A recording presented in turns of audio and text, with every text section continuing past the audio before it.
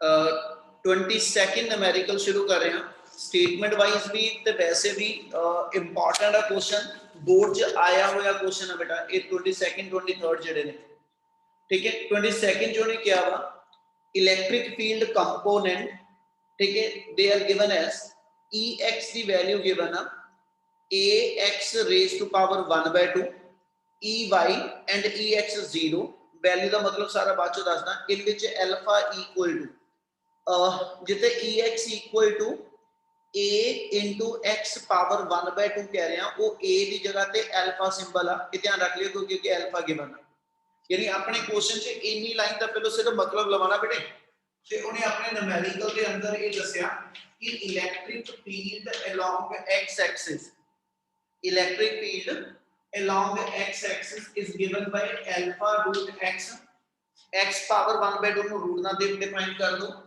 y axis ਦੇ along electric field 0 ਆ z axis ਦੇ along electric field 0 ਆ ਉਹ ਤੇ ਇਹਦਾ ਮਤਲਬ ਇਹ ਹੋਇਆ ਕਿ ਜਦੋਂ ਆਪਾਂ ਇੱਥੇ ਮੰਨ ਲਓ ਪੋਜ਼ਿਟਿਵ ਪਲੇਟ ਲਾਈ ਆ ਇਧਰ 네ਗੇਟਿਵ ਪਲੇਟ ਲਾਈ ਆ ਤੇ ਇਲੈਕਟ੍ਰਿਕ ਫੀਲਡ x ਐਕਸਿਸ ਦੇ along ਲਾਈ ਕਰਦਾ ਇਲੈਕਟ੍ਰਿਕ ਫੀਲਡ ਦਾ y ਕੰਪੋਨੈਂਟ इलेक्ट्रिक फील्ड दा z कंपोनेंट ये दोनों दे दोनों जीरो आ क्या इतनी गल पहले समझ लगी yes sir Yes, sir. Yes sir Yes, sir. Yes sir उस तो बाद ने अपन ने क्या वा कि consider the cube shown in figure यानी अपने को गॉसियन सरफेस जेडी एक क्यूब शेप चा वो चने क्या calculate the flux through the cube and charge with in the cube और गिवन है कि क्यूब दी साइड जेडी 0.1 मीटर है फिगर वाइज बनाइए तो अपन आ क्या बेटा एक क्यूब गिवन है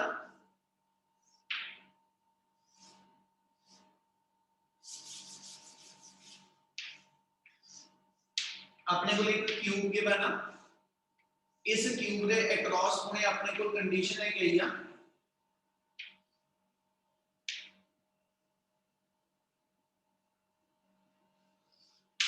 फिगर को समझना पड़ेगा थोड़ा जो ध्यान समझ लो इस चीज को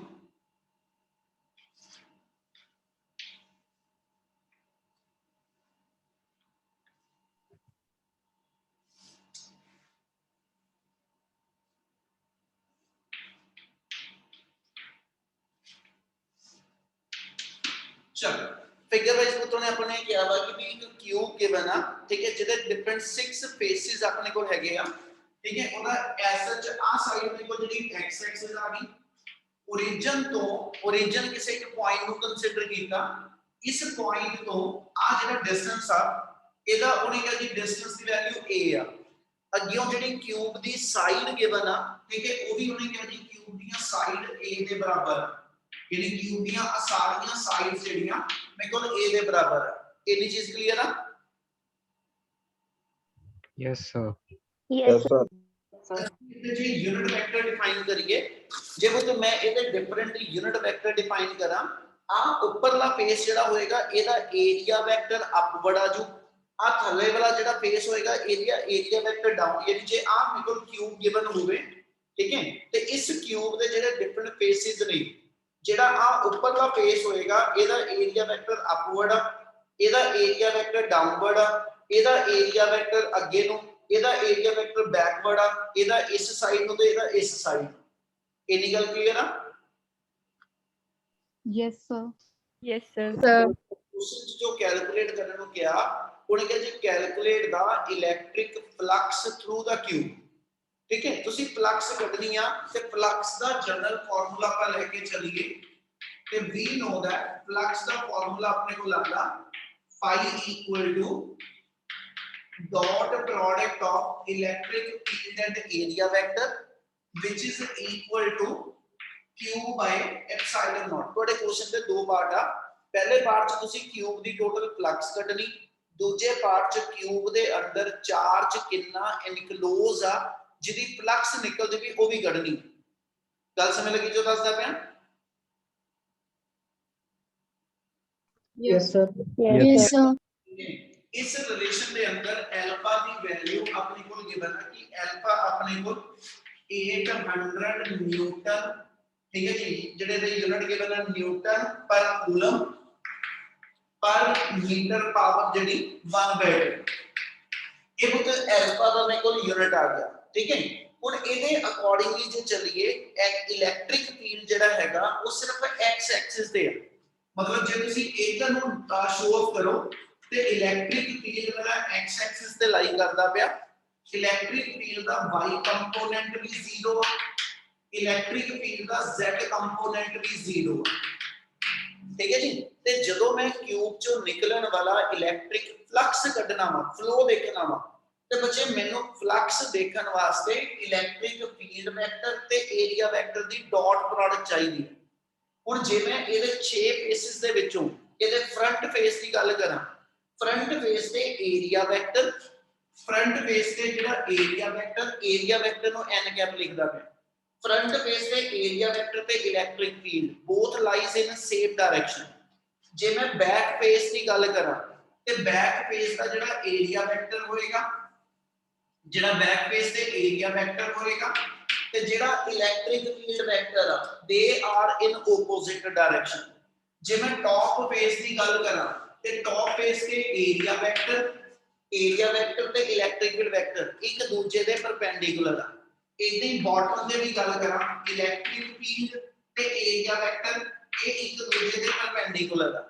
जे मैं फ्रंट फेस की गल करा जेड़ा बाहर नु निकलना आ वाला फेस जेड़ा होएगा इते एरिया वेक्टर ते इलेक्ट्रिक फील्ड वेक्टर ये भी परपेंडिकुलर। जे मैं बैक फेस की गल करा एरिया वेक्टर ते इलेक्ट्रिक फील्ड वेक्टर वो परपेंडिकुलर हो। क्या 6 फेसिस ते इलेक्ट्रिक फील्ड ते एरिया वेक्टर च एंगल समझ लग रहा? Yes, Yes, sir. sir. Yes, sir. Yes, sir. ਹੁਣ ਜਿਹੜੀ ਟੋਟਲ ਫੋਰਸ ਆ ਜਿਹੜਾ ਆਪਾਂ ਕਲੋਜ਼ ਸਰਫੇਸ ਕਹਿੰਦੇ ਪਏ ਉਹ 6 ਫੇਸਿਸ ਤੋਂ ਆਣੀ, ਪਰ 6 ਫੇਸਿਸ ਦੇ ਵਿੱਚੋਂ ਜਿਹੜੇ 4 ਫੇਸਿਸ ਨੇ ਟੌਪ ਹੋ ਗਿਆ, ਬਾਟਮ ਹੋ ਗਿਆ, ਫਰੰਟ ਹੋ ਗਿਆ, ਬੈਕ ਹੋ ਗਿਆ, ਇਹਨਾਂ 4 ਫੇਸਿਸ ਤੇ ਫਲਕਸ ਮੇਰੀ 0 ਆ ਤੇ ਫਲਕਸ ਦੀ ਕੰਟਰੀਬਿਊਸ਼ਨ ਮੈਨੂੰ 2 ਫੇਸਿਸ ਤੋਂ ਮਿਲਦੀ ਆ, ਇੱਕ ਫਰੰਟ ਫੇਸ ਤੇ ਇੱਕ ਬੈਕ ਫੇਸ ਤੇ। ਇਸ ਲਈ ਜਦੋਂ ਤੁਸੀਂ ਟੋਟਲ ਫਲਕਸ ਲਿਖਣੀ ਆ, ਜਦੋਂ ਤੁਸੀਂ ਟੋਟਲ ਫਲਕਸ ਲਿਖਣੀ ਤੇ ਟੋਟਲ ਫਲਕਸ 2 ਫੇਸਿਸ ਤੋਂ ਮਿਲੇਗੀ, ਜਿਹਨੂੰ ਲਿਖ ਦਿੰਦੇ flux from the left face and flux from the right face। क्या आज जो लिखा क्लियर है? Yes, sir. Yes, sir. Yes. Face से जे मैं लिखा लेफ्ट फेस से जे मैं फ्लक्स लिखनी आ ਤੇ ਲੈਫਟ ਫੇਸ ਤੇ ਇਹ ਦੋਨੇ ਦੇ ਦੋਨੋਂ ਆਪੋਜ਼ਿਟ ਹੋਣ ਕਰਕੇ ਇਹਨਾਂ 'ਚ ਜਦੋਂ ਡਾਟ ਪ੍ਰੋਡਕਟ ਖੋਲਾਂਗੇ ਤੇ ਬੁੱਤ cos 180। ਬੱਚੇ ਇੱਕ ਧਿਆਨ ਨਾਲ ਸਮਝ ਲਿਓ, ਅਗਲਾ ਨੂਮੈਰੀਕਲ ਸੇਮ ਇਸੇ ਪੈਟਰਨ ਤੇ ਹੈ, ਠੀਕ ਹੈ। ਇਸ ਲਈ ਜਦੋਂ ਲੈਫਟ ਫੇਸ ਤੇ ਫਲਕਸ ਲਿਖਾਂਗੇ, ठीक है जी, लेफ्ट फेस से फ्लक्स लिखनी which is the dot product of electric field and area vector। ਇਹਦਾ ਮਤਲਬ ਨਿਕਲ ਆ ਜਾਏਗਾ ex vector dot area vector, ठीक है, ਜਿਹਨੂੰ ਤੁਸੀਂ ds vector ਲਿਖਦੇ ਤੇ ਜੇ ਨੂੰ ਮੈਂ ਐਕਸਪੈਂਡ ਕਰਕੇ ਲਿਖਣਾ ਹੋਵੇ ਤੇ ਲੈਫਟ ਫੇਸ ਤੇ ਇਹਨਾਂ ਦੋ ਦੇ ਵਿੱਚ ਐਂਗਲ ਜਿਹੜਾ ex area cos theta, theta ਦੀ ਥਾਂ ਤੇ 180 डिग्री। क्या गल समझ आई? Yes, sir. Yes, sir. Yes, sir। ਦੀ ਗੱਲ ਤੇ ਇਲੈਕਟ੍ਰਿਕ ਫੀਲਡ ਦੀ ਗੱਲ ਤੇ ਦੋਨੋਂ ਚੀਜ਼ਾਂ ਸਮਝਣ ਵਾਲੀਆਂ ਬੇਟਾ। ਜਿਹੜਾ ex ਹੋਏਗਾ ਜੇ ਮੈਂ ਆ ਫੇਸ ਤੇ ਹੋਵਾਂਗਾ ਆ ਵਾਲੇ ਲੈਫਟ ਫੇਸ ਤੇ ਇਹ origin ਤੋਂ ਮੈਨੂੰ ਆ ਮਿਲਦਾ ਪਿਆ ਕਿ ਇਲੈਕਟ੍ਰਿਕ ਫੀਲਡ x ਤੇ ਡਿਪੈਂਡੈਂਟ ਆ, ਇਲੈਕਟ੍ਰਿਕ ਫੀਲਡ x ਤੇ ਡਿਪੈਂਡੈਂਟ ਆ। ਜੇ ਮੈਂ origin ਤੇ ਹੋਵਾਂਗਾ ਤੇ origin ਤੇ x 0 ਆ, ठीक है बच्चे, स्माइल जितना मर्जी कर लो। जे इथे मैं x 0 लवा, ठीक है, ते x 0 करके आ पॉइंट पे इलेक्ट्रिक फील्ड 0 आ, ਜਦੋਂ ਮੈਂ ਪੁੱਤ ਇਸ ਪੁਆਇੰਟ ਤੇ ਆ ਜਾਗਾ ਤੇ ਮੈਂ x ਐਕਸਿਸ ਦੇ ਲੌਂਗ a ਮੀਟਰ ਅੱਗੇ ਆ ਗਿਆ। yes, sir. Yes. ਇਹਦਾ ਮਤਲਬ ਜਦੋਂ ਮੈਂ ਇੱਥੇ ex ਦੀ ਵੈਲਿਊ ਭਰਨੀ ਆ, ex the value alpha root a ਆਏਗੀ। ਆ ਕਿੰਨਾ ਲਿਖੀ ਵੈਲਿਊ, ਸਮਝ ਲੱਗੀ ਇਸ ਗੱਲ ਦੀ? Yes, sir. Yes, sir. तो इथे मेरे को वैल्यू अल्फा रूट ds हैगा एरिया, जेड़ा क्यूब हुंदा क्यूब दे सारे फेसिस जेडे स्क्वायर शेप च ते स्क्वायर दा एरिया साइड स्क्वायर आ ते अपने कोल साइड a गिवन आ सारियां। ਇਹਦਾ ਮਤਲਬ ਜਿਹੜਾ ਦਾ ਏਰੀਆ ਹੋਏਗਾ ਆ ਬੇਸ ਦਾ ਉਹ ਮੇਰੇ ਕੋਲ a ਸਕੁਅਰ ਆ ਜਾਊ। ਇਹਦੀ ਗੱਲ Yes, sir. ਲਗਾਇਆ Yes, sir. into cos 180 करके -1, ਇਹਦਾ ਮਤਲਬ ਲੈਫਟ ਫੇਸ ਤੇ ਜਿਹੜੀ ਮੇਰੀ ਫਲਕਸ ਆਈ ਆ, ਲੈਫਟ ਫੇਸ ਤੇ ਜਿਹੜੀ ਫਲਕਸ ਆਈ ਆ ਉਹਦੀ value minus Alpha into a power, ਠੀਕ ਹੈ ਜੀ, ਇਧਰ ਪਾਵਰ 2 ਇੱਥੇ ਪਾਵਰ 1/2, ਬੇਸ ਸੇਮ ਆ, ਵਿੱਚ ਮਲਟੀਪਲਾਈ ਪਾਵਰ ਐਡ ਹੋ ਜੂ ਤੇ 2 ਪਲੱਸ 1/2 ਕਰ ਲਵਾਂ ਤੇ ਮੇਰੇ ਕੋਲ ਪਾਵਰ 5/2 ਆ ਜੂ। ਆ ਲੈਫਟ ਫੇਸ ਦੀ ਫਲਕਸ आई, क्या समझ लगी? Yes, sir. Yes, sir. Yes, sir. Now flux on the right face, ਹੁਣ ਚੱਲਦੇ ਆਪਾਂ ਰਾਈਟ ਫੇਸ ਤੇ। ਰਾਈਟ ਫੇਸ ਜਿਹੜਾ ਵਾ ਉਹ origin ਤੋਂ a a 2a ਡਿਸਟੈਂਸ ਤੇ ਆ। ਇਹਦਾ ਮਤਲਬ ਜਿੱਥੇ x ਦੀ ਵੈਲਿਊ ਲਵਾਂ ਰਾਈਟ ਫੇਸ ਤੇ ਜਦੋਂ ਲਿਖਣਾ ਹੋਏਗਾ ਉੱਥੇ ਵੀ ਆਪਾਂ ਇਹੀ ਲਿਖਾਂਗੇ ex ds cos 0 डिग्री। इतने एंगल cos 0 ना बन, क्योंकि एरिया वेक्टर ते इलेक्ट्रिक फील्ड दोनों सेम डायरेक्शन च, cos 0 1 निकल जाना, cos 0 मेरा 1 आ जाना। ਇਹਦਾ ਮਤਲਬ ਰਾਈਟ ਫੇਸ ਤੇ ਇੱਥੇ ਵੈਲਿਊ ਭਰਨੀ ਆ ਤੇ alpha route 2a, alpha route 2a ਕਿਉਂ ਲਿਖਿਆ ਕਲੀਅਰ ਆ? Yes, sir. Yes, sir. Yes, sir. Distance आ राइट फेस दा, जेड़ा राइट फेस दा डिस्टेंस आ 2a आ, ठीक है, इसलिए अल्फा टाइम रूट 2a आ गया इनटू एरिया, एरिया दी वैल्यू a स्क्वायर ही आएगी ते cos 0 दी वैल्यू 1 आ गई। ਇਹਦਾ ਮਤਲਬ ਰਾਈਟ ਫੇਸ ਤੇ ਜਿਹੜੀ ਮੇਰੇ ਕੋਲ ਵੈਲਿਊ ਬਣੀ ਉਹ ਬਣ ਗਈ ਜੀ alpha into root 2 into a power 1/2 ਤੇ a ਸਕੁਅਰ। ਇਹਦਾ ਮਤਲਬ a ਸਕੁਅਰ ਤੇ a ਪਾਵਰ 1/2 ਉਹ ਕੰਬਾਈਨ ਕਰਕੇ a ਪਾਵਰ 5/2। आ जितनी वैल्यू राइट फेस से बनी, समझ लगी? Yes, sir. Yes, sir. ਹੁਣ ਇੱਕ ਵਾਰੀ ਫਿਗਰ 'ਚ ਦੁਬਾਰਾ ਆ ਜਾਓ। 6 ਫੇਸਿਸ ਸੀਗੇ, ਟੋਟਲ ਫਲਕਸ ਲਿਖਣੀ ਸੀ, ਹਰ ਫੇਸ ਦੀ ਵੱਖਰੀ ਫਲਕਸ ਲਿਖਾਂਗੇ। 6 ਫੇਸਿਸ ਦੇ ਵਿੱਚੋਂ 4 ਫੇਸਿਸ ਦੀ ਫਲਕਸ 0 ਨਿਕਲੀ ਆ, 2 ਫੇਸਿਸ ਜਿਹੜੇ ਸੀ ਉਹਦੀ ਫਲਕਸ ਲਿਖਾਂ, ਇੱਕ ਦੀ ਫਲਕਸ ਸੇਮ ਡਾਇਰੈਕਸ਼ਨ ਕਰਕੇ ਪੋਜ਼ਿਟਿਵ ਆ, ਇੱਕ ਦੀ ਫਲਕਸ ਆਪੋਜ਼ਿਟ ਡਾਇਰੈਕਸ਼ਨ ਕਰਕੇ ਨੈਗੇਟਿਵ ਆ। इसलिए जे हुण मैं टोटल कढना ते लेफ्ट ते राइट फेस दी फ्लक्स का रिजल्ट कर दूं, ਇਹਦੇ ਨਾਲ ਜਿਹੜੀ ਮੇਰੇ ਕੋਲ ਟੋਟਲ ਫਲਕਸ ਆਏਗੀ, ਠੀਕ ਹੈ ਜੀ, ਲੈਫਟ ਫੇਸ ਦੀ flux minus alpha a root power 5/2 plus, ਠੀਕ ਹੈ ਜੀ, ਮੇਰੇ ਕੋਲ ਆ ਗਿਆ ਰੂਟ 2 ਅਲਫਾ a ਪਾਵਰ 5/2। ਇਹਨਾਂ ਦੋਨਾਂ ਵਿੱਚੋਂ ਅਲਫਾ a ਰੂਟ 5/2 ਕਾਮਨ ਆ ਜੂ, ਅਲਫਾ a ਰੂਟ 5/2 ਕਾਮਨ ਆ ਜਾਏਗਾ। अपने को टर्म ਜਿਹੜੀ ਬਚ ਗਈ ਉਹ ਆ ਗਈ ਜੀ रूट 2 माइनस 1। इतनी मेरी एसएच क्यूब दी टोटल फ्लक्स होएगी। क्या समझ आई? Yes, sir. Yes, sir. Yes, sir. Last step बेटा फ्लक्स आ गई बच्चे। हुन ਆਪਾਂ ਕੱਢਣੀ ਚਾਰਜ ਦੀ ਅਮਾਉਂਟ ਕਿ ਜਿਹੜੇ ਚਾਰਜ ਨੇ ਇਹ ਫਲਕਸ ਦਿੱਤੀ ਉਹ ਕਿੰਨੀ। ਤੇ ਪੁੱਤ ਫਲਕਸ ਦੇ ਮੈਂ ਕਿਹਾ ਸੀ ਦੋ ਫਾਰਮੂਲੇ, ਆਪਾਂ ਜਿਹੜਾ ਹੁਣ ਵਰਤਿਆ ਉਹ E ਡਾਟ ਏਰੀਆ ਵੈਕਟਰ ਸੀ, ਦੂਜੇ ਪਾਸੇ ਫਲਕਸ q ਬਾਈ ਐਪਸਾਈਲਨ ਨੋਟ ਹੁੰਦੀ। ਤੇ ਜੇ ਮੈਨੂੰ ਹੁਣ ਟੋਟਲ ਫਲਕਸ ਪਤਾ ਵਾ, ਐਪਸਾਈਲਨ ਨੋਟ ਦੀ ਸਟੈਂਡਰਡ ਵੈਲਿਊ ਪਤਾ, ਤੇ ਮੈਂ ਫਿਰ ਚਾਰਜ ਕੱਢ ਸਕਦਾ। Yes, sir. Yes, sir. ਇਸ ਲਈ ਜਿਹੜਾ ਇਹਦਾ ਸੈਕਿੰਡ ਪਾਰਟ ਬਣੇਗਾ ਉਹ ਚ ਲਿਖ ਦਾਂਗੇ we know that phi equal to q by epsilon naught, therefore charge the value ਮੇਰੇ ਕੋਲ ਜਿਹੜੀ ਆ total flux into epsilon naught ਆ ਗਈ। ਤੇ ਟੋਟਲ ਫਲਕਸ ਦੀ ਵੈਲਿਊ ਤੁਹਾਡੇ ਕੋਲ ਨਿਕਲੀ ਪਈ, ਉਹ ਗੁਣਾ ਕਰ ਦਿਓ।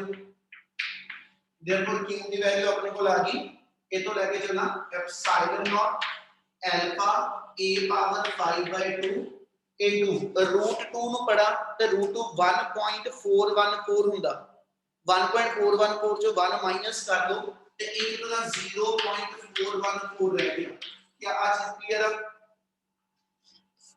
Yes, sir. Yes, sir. Yes. Numerical हो जाएगा ये वाला। Yes, sir. चलो Yes, sir. Yes, sir. दो तीन क्वेश्चन है, इन्होंने टाइम लेना बेटा, ठीक है। Yes, sir. क्वेश्चन जो ने अपने क्या था, an early model for an atom considered to it to have a positively charged, थोड़ी जी स्टेटमेंट ध्यान से समझियो, considered, ठीक है। उन्हें कहते ਤੁਹਾਡੇ ਕੋਲ ਇੱਕ ਮੋਡਲ ਆਫ ਐਟਮ ਪ੍ਰਪੋਜ਼ ਕੀਤਾ ਗਿਆ। ਜੇ ਤੁਸੀਂ ਐਸੇ ਕੈਮਿਸਟਰੀ ਪੜ੍ਹਦੇ ਹੋ, ਕੈਮਿਸਟਰੀ ਦੇ ਵਿੱਚ ਤੁਸੀਂ ਡਿਫਰੈਂਟ ਮਾਡਲ ਪੜ੍ਹਦੇ ਬੇਟਾ, ਉਹ ਚ ਇੱਕ ਮਾਡਲ ਮੇਰੇ ਕੋਲ ਆ ਗਿਆ ਥਾਮਸਨ ਮਾਡਲ, ਇੱਕ ਆਂਦਾ ਰਦਰਫੋਰਡ ਮਾਡਲ, ਇੱਕ ਆ ਗਿਆ ਬੋਹਰ ਮਾਡਲ। ਇਦਾਂ ਹੀ ਉਹਨੇ ਇਹ ਕਿਹਾ ਵਾ ਕਿ ਇੱਕ ਮਾਡਲ ਐਟਮ ਦਾ ਸਪੋਜ਼ ਕੀਤਾ ਗਿਆ, ਜਿਹਦੇ ਵਿੱਚ ਉਹਨਾਂ ਨੇ ਕੀ ਨੋਟ ਕੀਤਾ, कि भी सच उस मॉडल के अकॉर्डिंगली एक पॉजिटिवली चार्जड पॉइंट न्यूक्लियस आ, मतलब मेरे को एटम के अंदर एक पॉइंट साइज दे विच न्यूक्लियस आ जिहदे च सारा पॉजिटिव चार्ज भरिया होया जिहदी वैल्यू ZE आ। उस तो बाद न्यूक्लियस के आले दुआले, ठीक है, surrounded by a uniform density of negative charge up to a radius r। जे इन्नी लाइन नूं आपां डायग्राम देनी होगी, ठीक है, ते बेटा ओदा मतलब ये होया कि जे आ मेरे को एक एटम दा साइज होवे, ये मेरे को एक एटम गिवन, एटम दे सेंटर दे विच ਅਸੀਂ ਮੰਨਦੇ ਪਏ ਆ ਇੱਕ पॉइंट साइज न्यूक्लियस आ। इस न्यूक्लियस के अंदर मेरे को प्लस ZE पॉजिटिव चार्ज भरिया होया ते बाकी आ जितनी भी स्पेस आ, जितनी के सारी स्पेस आ, इस सारी स्पेस के अंदर ਤੁਹਾਡੇ ਕੋਲ ਤੇ नेगेटिव चार्ज फील्ड हैगा, ठीक है, up to the radius r, मतलब r रेडियस तक एटम दा साइज आ, r रेडियस एटम दा साइज आ ते इस पूरे दे पूरे एटम दे साइज दे अंदर मेरे को नेगेटिव चार्ज फील्ड पिया। क्या इतनी गल समझ लगी? Yes, sir. Yes, sir. Yes, sir. उन्हें अपन ने क्या ਇਹਦਾ मतलब ਜੇ ਮੈਂ ਪੂਰੇ ਸਰਾਊਂਡਿੰਗ ਏਰੀਆ ਨੂੰ ਲਵਾਂ ਨਾ ਤੇ ਪੂਰੇ ਸਰਾਊਂਡਿੰਗ ਏਰੀਆ ਦੇ ਅੰਦਰ -ZE ਮੇਰਾ 네ਗੇਟਿਵ ਚਾਰਜ ਆ, ਠੀਕ ਹੈ। ਕਿਉਂ ਕਹਿ ਰਹੇ ਹਾਂ ਗੱਲ, ਉਹਦੇ ਲਈ ਸਮਝਿਓ ਗੱਲ ਨੂੰ। ਉਹਨੇ ਕਿਹਾ ਜੀ atom as a whole is neutral, atom as a whole is neutral ਦਾ ਮਤਲਬ ਆ ਜਿੰਨਾ ਮੇਰੇ ਕੋਲ ਸੈਂਟਰ ਤੇ ਤੇ ਪੋਜ਼ਿਟਿਵ ਚਾਰਜ ਆ, ਆਲੇ ਦੁਆਲੇ ਜਿੰਨਾ 네ਗੇਟਿਵ ਚਾਰਜ ਆ ਉਹ ਇਕੁਅਲ ਟੂ ਪੋਜ਼ਿਟਿਵ ਚਾਰਜ ਆ, ਤਾਂ ਕਿ ਐਟਮ ਦੇ ਅੰਦਰ ਨੈਟ ਚਾਰਜ ਜਿਹੜਾ ਉਹ ਜ਼ੀਰੋ ਆ ਤੇ ਐਟਮ ਇਲੈਕਟ੍ਰੀਕਲੀ ਨਿਊਟਰਲ ਆ। ਗੱਲ ਸਮਝ ਆ ਗਈ?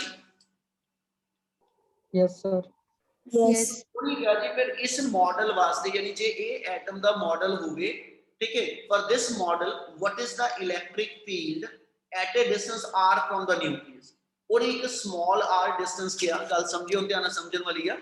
मतलब कोई एक पॉइंट ऑफ ऑब्जर्वेशन लेना तुसी, जेड़ा पॉइंट ऑफ ऑब्जर्वेशन आ ओदा डिस्टेंस न्यूक्लियस तो यानी सेंटर ऑफ एटम तो स्मॉल r गिवन, मतलब आ इथों लेके मान लो आ पॉइंट आ जिहदा रेडियस मेरे को r गिवन, ठीक है, इस पॉइंट पे पूरे एटम का कितना इलेक्ट्रिक फील्ड होएगा।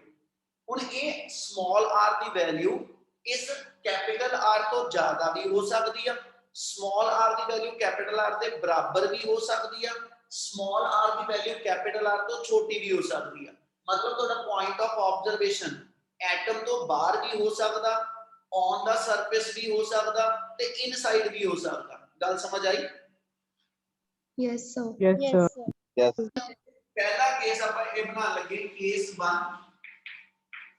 और बच्चे ਆਪਾਂ ਇੱਕ टॉपिक करांगे, ठीक है, electric field intensity due to uniformly charged solid sphere. Syllabus नहीं हैगा, ठीक है, उस सॉलिड स्फीयर ਦੀ ਡੈਰੀਵੇਸ਼ਨ ਦੇ ਵਿੱਚ ਵੀ ਸਟੈਪ ਇਹਦੇ ਵਕਰ ਨਹੀਂ ਰਲਦੇ।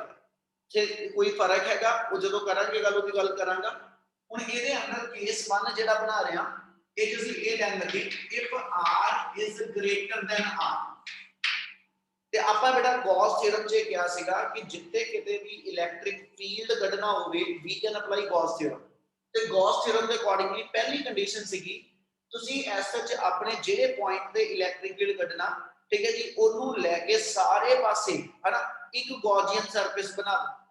ਹੁਣ ਜੇ ਮੈਂ ਇਸ ਚਾਰ ਇਹਨੂੰ ਸੈਂਟਰ ਲੈ ਕੇ ਤੇ r ਰੇਡੀਅਸ ਰੱਖ ਕੇ ਇਹਦੇ ਅਰਾਊਂਡ ਇੱਕ ਸਫੈਰਿਕਲ ਗੌਸੀਅਨ ਸਰਫੇਸ ਬਣਾ ਲਵਾਂ, आ मेरी सफेरिकल गॉसियन सरफेस आ जाए, तो इस सफेरिकल गॉसियन सरफेस के किसी पॉइंट पे जब मैं इलेक्ट्रिक फ्लक्स कढनी है ना, इलेक्ट्रिक फ्लक्स का फॉर्मूला लिखांगा गॉस थ्योरम का, उतों इलेक्ट्रिक फील्ड लिखीदा हुंदा। ਇਹਦਾ ਮਤਲਬ we know that according to Gauss theorem numerical तो समझण वाला बार-बार कह रहे हैं, ध्यान से समझ लियो, E dot ds equal to q by epsilon naught, ठीक है। इस फार्मूले जो इलेक्ट्रिक फील्ड कढना, हुण गल एक ध्यान नाल समझण वाली आ, जेड़ा q ਆਪਾਂ कंसीडर कर रहे हैं वो हुंदा total charge enclosed by the Gaussian surface. गल समझ लगी जो मैं बोली? Yes, sir. Yes, sir. इस मूवमेंट ਤੇ ਜਿਹੜਾ ਮੇਰਾ q ਹੈਗਾ ਇਹ ਹੈਗਾ ਇਸ ਗੌसियन सरफेस ਦੇ ਅੰਦਰ ਆਉਣ ਵਾਲਾ टोटल चार्ज। ਤੇ ਪੁੱਤ ਜੇ ਮੈਂ ਟੋਟਲ ਚਾਰਜ ਲਵਾਂ ਤੇ ਮੇਰਾ ਟੋਟਲ ਚਾਰਜ 0 ਆ, क्यों जिन्ना मेरे को एसएच पॉजिटिव च ZE चार्ज आ उतना ही मेरे को एसएच दे सराउंडिंग उतना ही माइनस ZE चार्ज भी है। ਇਹਦਾ मतलब ये हो गया जेड़ा गॉसियन सरफेस के अंदर आने वाला चार्ज है वो टोटल चार्ज 0 होएगा। Yes, sir. Yes. Yes, sir. लिखना होगे कि लाइन आ जाएगी here q equal to plus ZE minus ZE जेड़ा मेरा टोटल चार्ज है वो ZE पॉजिटिव ਤੇ ZE नेगेटिव ਦਾ नेट चार्ज है वो मेरा 0 हो गया। therefore ये चार्ज 0 हो गया ਤੇ समथिंग बाय 0 0 ਇਹਦੇ ਨਾਲ ਇਲੈਕਟ੍ਰਿਕ ਫੀਲਡ ਵੀ ਮੇਰਾ 0 ਹੋਏਗਾ। therefore E dot ds ਦੀ ਡਾਟ ਪ੍ਰੋਡਕਟ 0 ਆ which implies electric field ਮੇਰੇ ਕੋਲ ਜਿਹੜਾ ਉਹ 0 ਹੋਏਗਾ। ਜੇ ਪੁਆਇੰਟ ਆਫ ਆਬਜ਼ਰਵੇਸ਼ਨ ਐਟਮ ਤੋਂ ਬਾਹਰ ਲਾਈ ਕਰਦਾ ਜੇ ਪੁਆਇੰਟ ਆਫ ਆਬਜ਼ਰਵੇਸ਼ਨ ਐਟਮ ਤੋਂ ਬਾਹਰ ਆ ਤੇ ਇਲੈਕਟ੍ਰਿਕ ਫੀਲਡ 0 ਆ ਕਿਉਂ 0 ਗੱਲ ਸਮਝ ਲੱਗੀ। Yes. Yes, sir. Yes. ਚਲੋ ਹੁਣ ਅਗਲਾ ਪਾਰਟ ਫੇਰ ਧਿਆਨ ਨਾਲ ਸਮਝਣ ਵਾਲਾ ਜੇ ਪੁਆਇੰਟ ਆਫ ਆਬਜ਼ਰਵੇਸ਼ਨ ਬਾਹਰ ਨਾ ਹੋਗੇ ਇਹਦੇ ਅੰਦਰ ਇੱਥੇ ਕਿਤੇ ਹੁੰਦਾ ਠੀਕ ਹੈ ਜਿਹੜੀ ਹੁਣ ਸਮਾਲ r ਦੀ ਵੈਲਿਊ ਕੈਪੀਟਲ R ਤੋਂ ਸਮਾਲਰ ਲੈ ਰਹੇ ਹਾਂ ਤੇ ਇਸ ਮੂਮੈਂਟ ਤੇ ਜਿਹੜੀ ਗੌਸੀਅਨ ਸਰਫੇਸ ਆਪਾਂ ਅੰਦਰ ਬਣਾਣੀ ਸੀ ਆ ਮੇਰੀ ਗੌਸੀਅਨ ਸਰਫੇਸ ਕੁਝ ਇਸ ਵੇ ਨਾਲ ਬਣ ਜਾਣੀ ਸੀ ਆਈ ਆ ਜਾਏਗੀ ਜੀ। Yes, sir. ਹੁਣ ਜਿਹੜੀ ਗੌਸੀਅਨ ਸਰਫੇਸ ਲੈਣ ਲੱਗਿਆ ਇਹ ਆ ਸ਼ੇਡਡ ਪੋਰਸ਼ਨ ਆਪਾਂ ਕਹਿ ਰਹੇ ਆ ਆ ਜਿਹੜੀ ਗੌਸੀਅਨ ਸਰਫੇਸ ਲਵਾਂਗਾ ਹੁਣ ਇਹਦਾ ਜਿੰਨਾ ਚਾਰਜ ਹੋਏਗਾ ਇਹਨੇ ਜਿੰਨਾ ਚਾਰਜ ਐਨਕਲੋਜ਼ ਕੀਤਾ ਹੋਏਗਾ ਸੀ ਉਹ ਚਾਰਜ ਲੈਣਾ Q ਦੀ ਜਗ੍ਹਾ ਤੇ ZE ZE ਦੀ ਜਗ੍ਹਾ ਤੇ ਹੁਣ ਜਿਹੜਾ ਚਾਰਜ ਆ ਗੌਸੀਅਨ ਸਰਫੇਸ ਵਾਲਾ ਲੈਣਾ ਬਸ ਇਹ ਧਿਆਨ ਨਾਲ ਸਮਝਣਾ ਤੁਸੀਂ। ਹੁਣ ਜੇ ਮੈਂ ਗੌਸ ਥਿਓਰਮ ਅਪਲਾਈ ਕਰਾਂ ਕੇਸ 2 ਬਣਾ ਕੇ ਕੇਸ 2 ਜਿਹਦੇ ਅੰਦਰ ਮੇਰੇ ਕੋਲ condition r less than r ਦੀ ਹੋਏ ਠੀਕ ਹੈ ਤੇ we know that E dot ds equal to Q by epsilon naught क्या ये भी गल क्लियर है। Yes, sir. Yes. Yes. Yes, sir. ਹੁਣ ਸਮਝੋ ਗੱਲ ਧਿਆਨ ਨਾਲ ਕੁਝ ਸਮਝਣ ਵਾਲੀ ਚੀਜ਼ ਆ ਤੁਹਾਡੇ ਜਿਹੜਾ Q ਆ ਇਹ ਆਪਾਂ ਕਿਹਨੂੰ ਪੜ੍ਹਦੇ ਪਏ Charge enclosed by the Gaussian surface. charge enclosed by the Gaussian surface ਲਿਖ ਵੀ ਰਿਹਾ ਹਾਂ ਮੈਂ here Q is charge enclosed by Gaussian surface।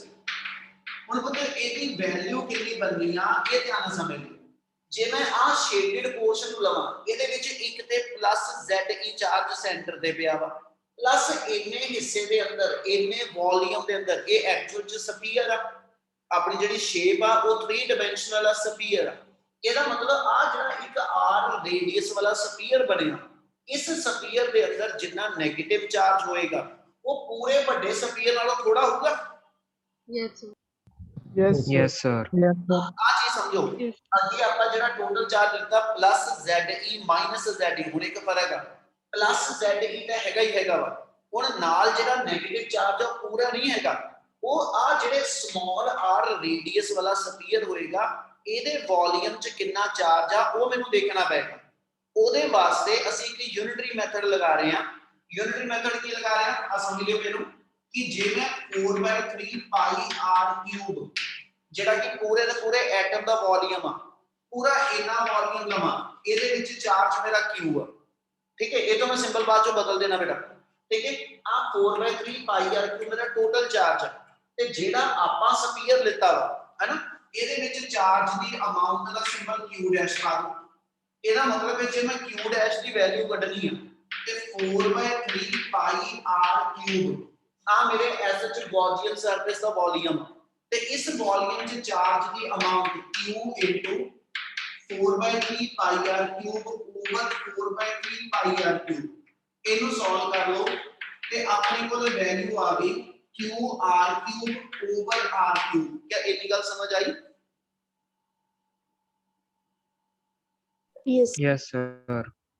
ਇਨਾ ਚਾਰਜ ਮੇਰੇ ਕੋਲ ਜਿਹੜਾ ਵਾ ਆਪਾਂ ਯੂਨਿਟਰੀ ਮੈਥਡ ਨਾਲ ਆਪਣੇ ਨੋਨ ਵੇਰੀਏਬਲ ਚ ਕੱਢਿਆ q ਡੈਸ਼ ਦੀ ਕਿੰਨੀ ਵੈਲਿਊ ਮੈਨੂੰ ਨਹੀਂ ਪਤਾ ਪਰ ਮੈਨੂੰ ਨੋਨ ਕੀ ਆ ਮੈਨੂੰ ਮੇਰੇ ਗੌਸੀਅਨ ਸਰਫੇਸ ਦਾ ਰੇਡੀਅਸ ਨੋਨ ਆ ਮੈਨੂੰ ਮੇਰੇ ਪੂਰੇ ਸਫੀਅਰ ਦਾ ਰੇਡੀਅਸ ਨੋਨ ਆ ਪੂਰੇ ਸਫੀਅਰ ਤੇ ਕਿੰਨਾ ਚਾਰਜ ਇਹ ਨੋਨ ਆ ਇਹਨਾਂ ਨੋਨ ਵੇਰੀਏਬਲ ਚ ਮੈਂ ਇਸ ਅਨਨੋਨ ਵੇਰੀਏਬਲ ਦੀ ਵੈਲਿਊ ਬਣਾਉਣਾ ਹੈ ਜਿਹੜੀ ਸਾਰੇ ਦੀ ਸਾਰੀ ਵੈਲਿਊ q ਡੈਸ਼ ਵਾਸਤੇ ਆ ਜੂ। Yes, sir. ਸੋ ਇੱਥੇ ਤੇ ਜਿਹੜਾ ਚਾਰਜ ਤੁਸੀਂ ਕੰਸੀਡਰ ਕਰਦੇ ਪਏ ਹੋ q ਡੈਸ਼ ਆ ਗਿਆ, ਠੀਕ ਹੈ। ਤੇ q ਡੈਸ਼ ਅਸੀਂ ਕਿਵੇਂ ਚਾਰਜ ਐਨਕਲੋਜ਼ ਬਾਈ ਗੌਸੀਅਨ ਸਰਫੇਸ, ਇਹਨੀ ਗੱਲ ਕਲੀਅਰ ਆ? Yes, sir. Yes, sir. ਇਹ ਹਜੇ ਵੀ ਗਲਤ ਆ, ਤੁਸੀਂ ਸਿੰਬਲ ਹਜੇ ਵੀ ਕੋਰਿਲੇਟ ਨਹੀਂ ਕੀਤੇ। ਤੁਹਾਡਾ ਇੱਥੇ ਪੁੱਛਣਾ ਬਣਦਾ ਸੀ, ਜੇ ਆ ਚਾਰਜ ਮੈਂ q ਡੈਸ਼ ਮੰਨ ਲਵਾਂ ਤੇ ਇੱਥੇ q ਡੈਸ਼ ਕਿਹੜਾ ਵਾ? ਇਹ q ਡੈਸ਼ ਹੈਗਾ ਟੋਟਲ ਚਾਰਜ ਐਨਕਲੋਜ਼ ਬਾਈ ਗੌਸੀਅਨ, ਤੇ ਗੌਸੀਅਨ ਨੇ ਟੋਟਲ ਚਾਰਜ ਆਪਾਂ ਜੋ ਕੱਢਿਆ ਵਾ ਇਹ ਮੇਰੇ ਕੋਲ ਐਸ ਸੱਚ ਨੈਗੇਟਿਵ ਚਾਰਜ ਦੀ ਅਮਾਉਂਟ ਆਈ ਆ, ਤੇ ਮੇਰੇ ਕੋਲ ਮੇਰੀ ਗੌਸੀਅਨ ਸਰਫੇਸ ਜਿਹੜਾ ਚਾਰਜ ਆ ਉਹ ਨੈਗੇਟਿਵ ਵੀ ਆ ਤੇ ਪਲੱਸ ਵਾਲਾ ਚਾਰਜ ਵੀ ਆ। ਉਹ ਤਾਂ ਗੱਲ ਸਮਝੋ, ਬਾਰ-ਬਾਰ ਕਹਿ ਰਿਹਾ ਵੇਰੀਏਬਲ ਦੇ ਉੱਤੇ ਧਿਆਨ ਦੇਣਾ ਪਏਗਾ। q ਡੈਸ਼ ਹੈਗਾ ਟੋਟਲ ਚਾਰਜ ਐਨਕਲੋਜ਼ਡ ਬਾਈ ਦਾ ਗੌਸੀਅਨ, ਤੇ ਜਿਹੜਾ ਗੌਸੀਅਨ ਸਰਫੇਸ ਨੇ ਚਾਰਜ ਐਨਕਲੋਜ਼ ਕੀਤਾ ਉਹ ZE ਵੀ ਆ ਤੇ ਇਹਨਾਂ ਨੈਗੇਟਿਵ ਵੀ ਆ। ਆਪਾਂ ਜੋ ਇੱਥੇ ਲੱਭਿਆ ਇਹ ਕਿਹੜਾ ਚਾਰਜ ਨਿਕਲ ਕੇ ਆਇਆ ਵਾ?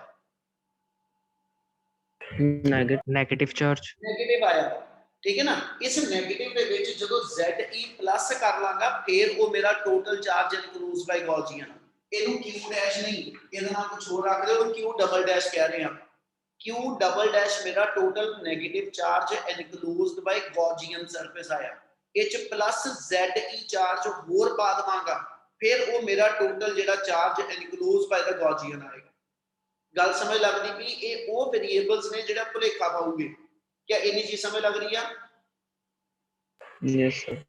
ਚਲ ਹੁਣ ਇੱਥੇ ਲੈ ਕੇ ਚੱਲਾਂ ਤੇ ਕਲੀਅਰ ਆਪਣੇ ਕੋਲ ਜਿਹੜਾ q ਡੈਸ਼ ਆ ਇਹ ਚ ਦੋ ਚਾਰਜ ਆ, ਇਹ ਚ ਇੱਕ ਪਲੱਸ ZE ਆਇਆ ਤੇ ਇੱਕ ਇਹਦੇ ਵਿੱਚ ਮੇਰੇ ਕੋਲ ਪਲੱਸ q ਡੈਸ਼ ਆਇਆ। q ਡੈਸ਼ ਮੇਰਾ ਨੈਗੇਟਿਵ ਚਾਰਜ ਆ, ਇਸ ਲਈ ਜਿਹੜਾ ਟੋਟਲ ਚਾਰਜ ਬਣਿਆ ਉਹਦੀ ਵੈਲਿਊ ਪਲੱਸ ZE, ਠੀਕ ਹੈ, minus qr cube over r cube. ਆ ਟੋਟਲ ਚਾਰਜ ਦੀ ਅਮਾਉਂਟ ਕਿਆ ਸਮਝ ਲੱਗੀ? सर Q डबल डैश नहीं होगा? Q double dash. ठीक है, गलती मेरी से। q double dash plus ZE ये मिला के मेरा q डैश बनया जिसकी वैल्यू इतनी बन गई। क्या इतना समझ आया? Yes, sir. Yes, sir. चलो ਹੁਣ ਅਗਲਾ ਵਰਡ ਸਮਝੋ। ਆਪਾਂ ਜਦੋਂ ਵੀ ਕਿਤੇ ਗੌਸ ਥਿਅਰਮ ਲਗਾਉਂਦੇ ਆ ਆਪਾਂ ਹਰ ਵਾਰੀ ਕਿਹਾ ਸੀ ਉੱਤੇ ਇੱਕ ਸਮਾਲ ਏਰੀਆ ਲੈ ਲਈਦਾ। ਇਸ ਸਮਾਲ ਏਰੀਆ ਤੇ ਇਲੈਕਟ੍ਰਿਕ ਫੀਲਡ ਵੈਕਟਰ ਤੇ area vector they are always be in same direction. ਹੁਣ ਮੈਂ ਕੀ ਸੋਲਵ ਕਰਨ ਲੱਗਿਆ, q ਡੈਸ਼ ਦੀ ਤਾਂ ਵੈਲਿਊ ਬਣ ਚੁੱਕੀ ਆ, ਠੀਕ ਹੈ, q ਡੈਸ਼ ਦੀ ਆ ਵੈਲਿਊ ਉੱਥੇ ਭਰਨ ਜੋਗੀ ਬਣ ਗਈ। ਇਸ ਸਾਈਡ ਨੂੰ ਸੋਲਵ ਕਰਾਂ ਤੇ ਇਲੈਕਟ੍ਰਿਕ ਫੀਲਡ ਤੇ ਏਰੀਆ ਵੈਕਟਰ ਆ ਸਮਾਲ ਏਰੀਆ ਚੋਂ ਬੋਥ ਲਾਈਜ਼ ਇਨ ਸੇਮ ਡਾਇਰੈਕਸ਼ਨ, यानी ਇਹਨੂੰ ਖੋਲਣ ਤੇ cos 0 ਡਿਗਰੀ, ਠੀਕ ਹੈ, ਮਤਲਬ ਇਹਨੂੰ ਜੇ ਐਕਸਪੈਂਡ ਕਰ ਲਓ ਤੇ v ਰਾਈਟ ਇਧਰਲੇ ਪਾਸਾ ਖੋਲ ਕੇ ਲਿਖਾਂ ਤੇ e into ds cos 0 1 ਆ ਗਿਆ, e ਬਾਹਰ ਆ ਜਾਣਾ, ds ਸਫੀਅਰ ਦਾ ਸਰਫੇਸ ਏਰੀਆ ਵਾ ਜਿਹਨੂੰ 4 ਪਾਈ r ਸਕੁਅਰ, ਯਾਨੀ ਆ ਸਾਈਡ ਮੇਰੀ e into 4 ਪਾਈ r ਸਕੁਅਰ ਕਿੱਦਾਂ ਲਿਖ ਦਿੱਤਾ, ਸਮਝ ਆਇਆ? Yes, sir. ਸੋ ਆ ਸਾਈਡ ਸੋਲਵ ਕਰਕੇ e into 4 by r square equal to q dash ਦੀ ਥਾਂ ਤੇ ਮੈਂ ਵੈਲਿਊ ਲਿਖਾਂ ze minus qr cube over r cube, ਇਹ ਮੇਰੇ ਕੋਲ ਆ ਗਿਆ over epsilon naught। ਇਹਦੇ ਵਿੱਚੋਂ ਜੇ ਮੈਂ e ਕੱਢਣਾ ਤੇ ਟਰਮ ਥੱਲੇ ਲੈ ਚਲੋ, ਆਪਣੇ ਕੋਲ e ਦੀ ਵੈਲਿਊ ਬਣ ਜਾਏਗੀ ze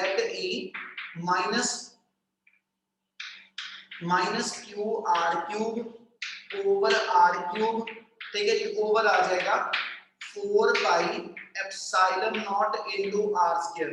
आ मेरे को इलेक्ट्रिक फील्ड दी वैल्यू निकलेगी, ठीक है जी, ਜਦੋਂ ਆਪਾਂ ਗੌਸੀਅਨ ਸਰਫੇਸ ਦੇ ਇੰਟੀਰੀਅਰ ਚ ਹੋਵਾਂਗੇ। क्या इतनी गल समझ लगी? Yes sir. ओए क्या इतना सारे? Yes, sir. Yes, sir. Yes, Yes. sir. Yes sir. Excuse me, sir. हाँ बिल्कुल, एक सेकंड बेटा। हाँ मनन, ZE ਤੇ Q ਸੇਮ ਆ, ਯਾਨੀ ਜਿੱਥੇ Q ਲਿਖਿਆ ਹੋਇਆ ਇਸ Q ਦੀ ਥਾਂ ਤੇ ਆਪਾਂ ਅੱਗੇ ਉਹ ZE ਭਰ ਦਾਂਗੇ ਬੇਟਾ। ਕਲੀਅਰ ਆ? Yes, sir.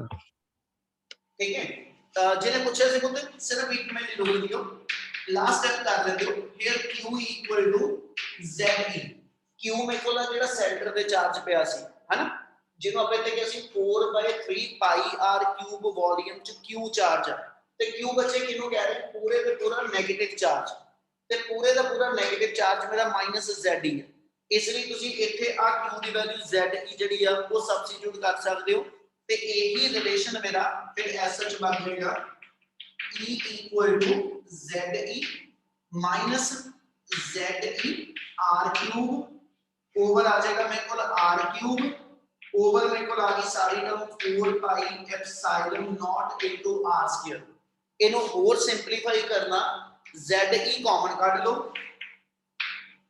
ZE कॉमन काट लो, मेरे को आ गया जी 1 minus R cube over R cube, ठीक है जी, ओवर मेरे को आ गया 4 pi epsilon naught into R square। क्या इतना समझ आया? Yes, sir. Yes, sir. और सिंपलीफाई करना ते ये कर सकते हो r cube minus r cube over r cube, ठीक है, 4 पाई एप्सिलॉन नॉट इधर नीचे बाहर रख लो, r स्क्वायर एक बारी इधर नीचे ले जाओ, r स्क्वायर एक बारी इधर नीचे ले जाओ, फर्दर सिंपलीफाई करना तो वो कर सकते। क्या इथे तक क्लियर है जी? Yes, sir. Yes. ਕਿਸੇ ਇੱਕ ਨੇ ਰੋਕਿਆ ਸੀ ਉਦੋਂ ਪੁੱਛਣ ਲਈ, ਕੁਝ ਬੋਲੋ ਬੇਟਾ। ਬੱਚੇ ਹੈ ਡਾਊਟ ਕਿਸੇ ਦਾ? ਕਿਸੇ ਇੱਕ ਕੁੜੀ ਨੇ ਕੁਝ ਪੁੱਛਣ ਲਈ ਵਿੱਚ ਆਵਾਜ਼ ਦਿੱਤੀ ਸੀਗੀ। ਕਲੀਅਰ ਹੈ ਜੀ? Yes, sir. Yes, sir. Yes, sir. मेरी फोटो क्लिक करना फिर कंटिन्यू करना। 25th ਆਪਾਂ ਕਰ ਲਿਆ ਸੀ, 26th ਹੋ ਕੇ ਕਰ ਲਿਆ ਸੀਗਾ, 27th ਮੇਰੇ ਖਿਆਲ ਨਾਲ ਕਰਨ ਨੂੰ ਦਿੱਤਾ ਸੀ ਨਹੀਂ, ਚਲੋ 27th ਕਰ ਰਹੇ, 28 ਕੋਈ ਦਿੱਤਾ ਸੀ ਨਾ ਕਰਨ ਨੂੰ ਵੀ? नहीं, sir. नहीं जी, चलो 27 पढ़ते फिर ਆਪਾਂ। 27th न्यूमेरिकल हैगा electric field in a region is radially outward. इन्नी लाइन का मतलब ये होया कि ਤੁਹਾਡੇ ਕੋਲ ਕੋਈ ਚਾਰਜ ਪਾਰਟੀਕਲ ਆ ਜਿਹਦਾ ਇਲੈਕਟ੍ਰਿਕ ਫੀਲਡ ਜਿਹੜਾ ਵਾ ਉਹ ਆਊਟਵਰਡ ਡਾਇਰੈਕਸ਼ਨ ਚਲਾਈ ਕਰਦਾ ਬੇਟਾ। ਇਹਦਾ ਮਤਲਬ ਆ ਜਿਹੜਾ ਮੇਰੇ ਕੋਲ ਚਾਰਜ ਹੋਏਗਾ ਹਨਾ ਉਹ ਪੋਜ਼ਿਟਿਵ ਨੇਚਰ ਦਾ, ਕਿਉਂਕਿ ਇਲੈਕਟ੍ਰਿਕ ਫੀਲਡ ਆਊਟਵਰਡ ਹੁੰਦਾ ਜਦੋਂ ਚਾਰਜ ਪੋਜ਼ਿਟਿਵ ਨੇਚਰ ਦਾ ਹੋਏਗਾ। ਉਹਨੇ ਕਿਹਾ ਜੀ and vary with distance r as E equal to 250 R volt per meter square। ਗੱਲ ਸਮਝਿਓ, ਯੂਨਿਟ ਇਦਾਂ ਕਿਉਂ ਲਿਖਿਆ? ਉਹਨੇ ਆਪਾਂ ਨੂੰ ਇਹ ਕਿਹਾ ਵਾ ਕਿ ਇਲੈਕਟ੍ਰਿਕ ਫੀਲਡ ਦੀ value 250 R volt per meter square। ਉੱਥੇ ਇਲੈਕਟ੍ਰਿਕ ਫੀਲਡ ਦਾ ਯੂਨਿਟ ਹੁੰਦਾ ਵੋਲਟ ਪਰ ਮੀਟਰ। ਇਹ ਤੇ ਪਰ ਮੀਟਰ ਸਕੁਅਰ ਤਾਂ ਲਿਖਿਆ ਕਿਉਂਕਿ ਇਹਦਾ ਇੱਕ ਮੀਟਰ ਆ ਜਾਣਾ, ਇਹਦਾ ਮੀਟਰ ਤੇ ਇਹਦੇ ਚੋਂ ਇੱਕ ਮੀਟਰ ਕੈਨਸਲ ਹੋਣਾ ਤੇ ਯੂਨਿਟ ਮੇਰਾ ਵੋਲਟ ਪਰ ਮੀਟਰ ਹੀ ਹੈ। क्या इन्नी गल समझ लगी? Yes, sir. Yes, sir. उन्होंने अपने क्वेश्चन में क्या किया? Calculate the charge contained in a sphere, ठीक है जी, of radius 0.2 metre centred at origin.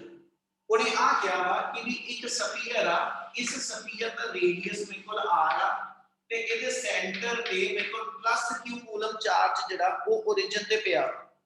ਇਹਦਾ ਇਲੈਕਟ੍ਰਿਕ ਫੀਲਡ ਜਿਹੜਾ ਵਾ ਉਹ ਇਸ ਵੇ ਨਾਲ ਆਊਟਵਰਡ ਨਿਕਲਦਾ ਪਿਆ ਔਰ ਇਲੈਕਟ੍ਰਿਕ ਫੀਲਡ ਦੀ ਸਟਰੈਂਥ ਜਿਹੜੀ ਆ ਉਹ 250 R ਵੋਲਟ ਪਰ ਮੀਟਰ ਸਕੁਅਰ ਆ।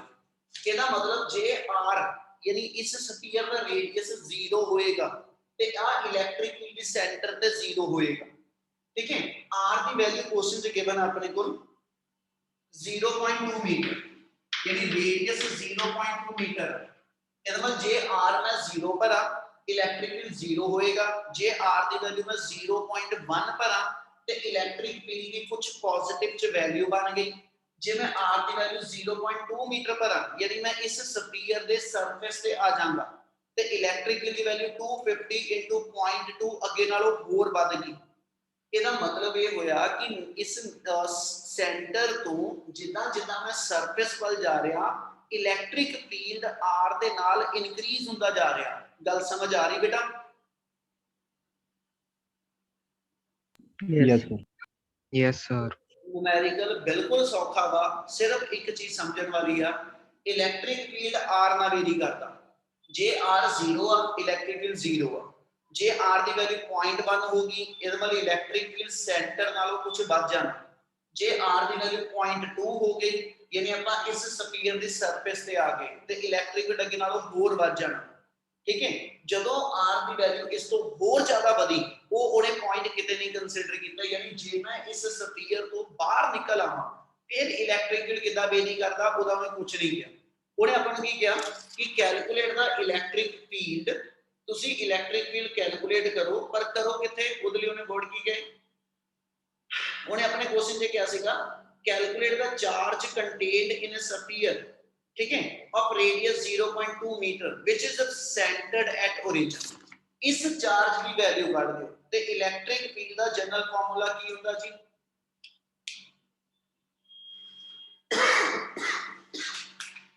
इलेक्ट्रिक फील्ड का जनरल फार्मूला की होता बोलेगा कोई या ना KQ by R square KQ by R square ਇਹਦਾ ਮਤਲਬ ਉਸ ਫਾਰਮੂਲੇ ਦੇ accordingly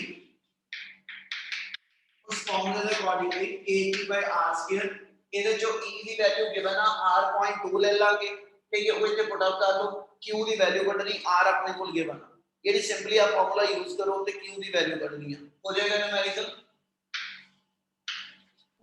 Yes, sir. Yes, sir. Yes, sir. 27 का न्यूमेरिकल ਤੁਹਾਡਾ ठीक है 28th न्यूमेरिकल सेम जिदा आपा potential energy in external field वाला कीता सी कल सेम वही न्यूमेरिकल 28 तो बनना ये तुसी ट्राई करोगे हो जाएगा Yes, sir. Yes, sir. हाँ Yes, जी, sir. sir. क्वेश्चन नंबर जेड़ा कीता सी क्वेश्चन नंबर सीगा 18th दा थर्ड पार्ट ते 28th numerical both are same one दोनों सेम है ठीक है आपा कल 29th ते 30 एक बारी करांगे ठीक है जी ते नाल फिर अगला चैप्टर शुरू